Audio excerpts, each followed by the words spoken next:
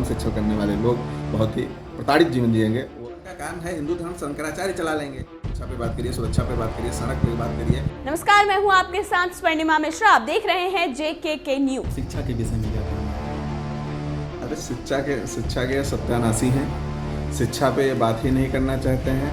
जिस तरीके से शिक्षा पूरे प्रदेश में ही नहीं पूरे देश में चौपट की है इन्होंने, आने वाली पीढ़ियों को कहाँ लेके जाना चाहते हैं, इसकी परिकल्पना करना ही व्यर्थ है।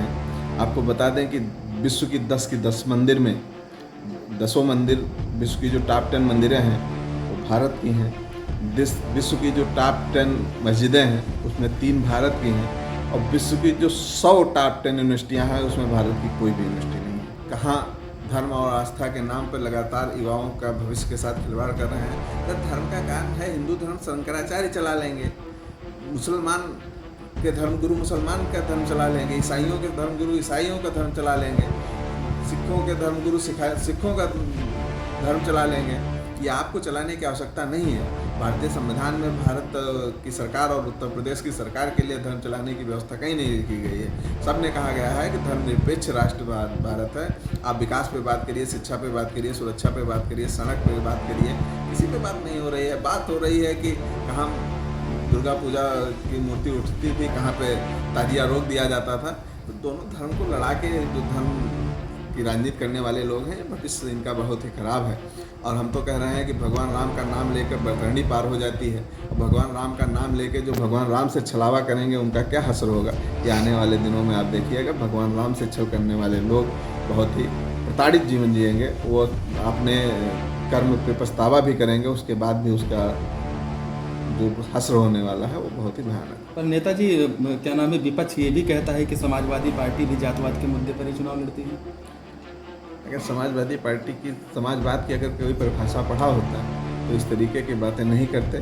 समाजवाद की परिभाषा ही ये है कि समाज के हर व्यक्ति को हम साथ लेके चलें, सभी जाति धर्म को एक समानता के साथ लेके चलें। समाजवादी की परिभाषा पढ़ने की उनको ज़रूरत है, और आदमी जो करता है उसको वही दिखता है। हम जाति की राजनीति करते हैं तो हमको जाति की ही राजनीति दिखेगी, हम धर्म की करते हैं हमको धर्म की ही दिखेगी। तो जो करता है उसको वही दिखता है। कि परिवार का मुद्दा किसी भी राजनीतिक दल को, किसी भी व्यक्ति को नहीं उठाना चाहिए। परिवार का मामला परिवार का होता है और उसको वहीं रहने देना चाहिए। किसी प्रेस कॉन्फ्रेंस में हमारे राष्ट्रीय अध्यक्ष जिससे किसी ने पूछा कि राजा भैया की वाइफ का ये मामला है, तो उन्होंने कहा छोड़िए उनका परिवार का मामला है। तो इसी तरीके से सभी नेताओं को और सभी राजनीतिक कार्यकर्ताओं को इसको ध्यान में रखना चाहिए। इस तरीके के मुद्दे न कहीं उठाना चाहिए, न किसी तरीके से कोई। और फिलहाल हमें भारतीय जनता पार्टी से कोई भी उम्मीद नहीं है। भारतीय जनता पार्टी बेटी बचाओ का नारा लाती है, लेकिन ये लिखना भूल जाती है कि बेटी भारतीय जनता पार्टी के लोगों से बचाना है। अच्छा, विधानसभा कर्नलगंज की अगर बात की जाए तो यहाँ का विकास आप किस नज़रिए से देखते हैं? जब समाजवादी पार्टी की सरकार रही तो विकास की गंगा बही, और जब समाजवादी पार्टी की सरकार नहीं रही तो विकास के नाम पे यहाँ नाले बनाए गए। तो गंगा बहाना है या नाला चलाना है, दोनों की समीक्षा आप करिए।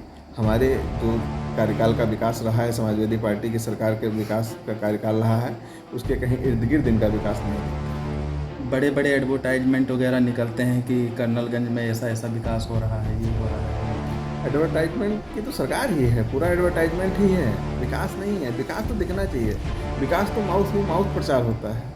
आप चले जाइए समाजवादी पार्टी के कार्यकाल को पूछिए, लोग बता देंगे कि विकास कितना हुआ था।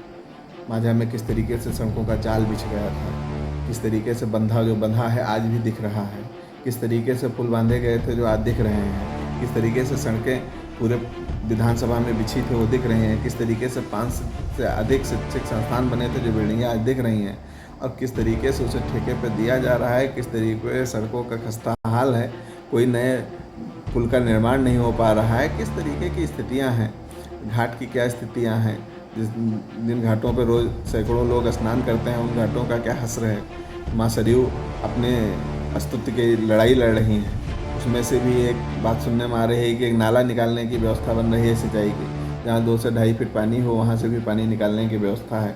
लोगों की आस्था के साथ लगातार खिलवाड़ हो रहा है। इस तरीके की बातें भारतीय जनता पार्टी के लोग विकास की ना करें तो अच्छा है। वो जाति धर्म की राजनीति जिस तरीके से करके अपनी रोटी सेंकते हैं वही उनके लिए अच्छा है।